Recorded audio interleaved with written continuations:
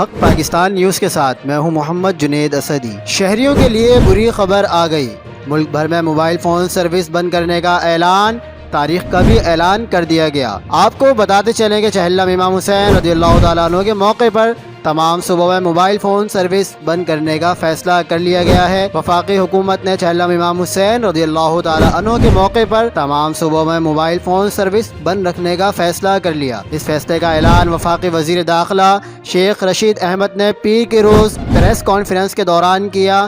Media سے گفتگو کرتے ہوئے وفاقی وزیر داخلہ شیخ رشید احمد کا کہنا تھا کہ آج کی میٹنگ میں وزارت داخلہ کی جانب سے فیصلہ کیا گیا ہے کہ چہلم امام حسین رضی اللہ تعالیٰ عنہ کے موقع پر پولیس اور رینجرز کے ساتھ ساتھ پاک فوج کے جوان بھی سیکیورٹی پر تعینات ہوں گے، جبکہ صوبوں کی سفارش پر 20 صفر یعنی 28 ستمبر 2021 کو موبائل فون سروس معطل رکھی جائے گی۔ مزید خبروں کے لیے دیکھتے رہیے حق پاکستان نیوز۔